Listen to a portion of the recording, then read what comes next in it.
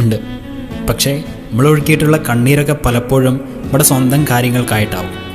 ആഗ്രഹിച്ചത് കിട്ടാത്തതിൻ്റെ പേരിലോ ആഗ്രഹിക്കാത്തത് കിട്ടിയതിൻ്റെ പേരിലോ ഒക്കെ.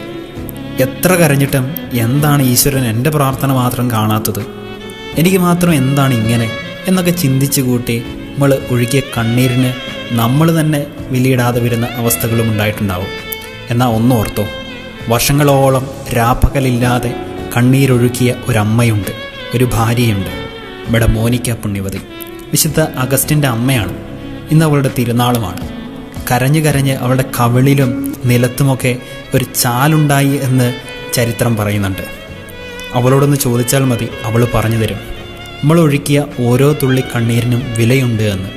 അതേടോ, നമ്മുടെ കണ്ണീരൊന്നും പാഴല്ല, അത് സത്യത്തിന് വേണ്ടിയാണെങ്കിൽ കേട്ടോ. ഈ അമ്മയുടെ ജീവിതം നമ്മളെ ഒന്നുകൂടി പഠിപ്പിക്കുന്നുണ്ട്. സ്വന്തം കാര്യങ്ങൾക്ക് വേണ്ടി മാത്രമല്ല, നമ്മുടെ ചുറ്റുമുള്ളവരുടെ സങ്കടങ്ങളിലും ആത്മാർത്ഥതയോടെ ഒരു തുള്ളി കണ്ണുനീർ വീഴ്ത്തുക. വേണ്ട, പറ്റില്ലെങ്കിൽ പോട്ടെ, ഒരു ചെറിയ വേദന ഉള്ളിലുണ്ടാവുക. എന്നാൽ നമ്മളും വിശുദ്ധരായിട്ട് മാറും. നമ്മുടെ കണ്ണീരിന് അപ്പോൾ രത്നത്തെക്കാളും വിലയുണ്ടാകും.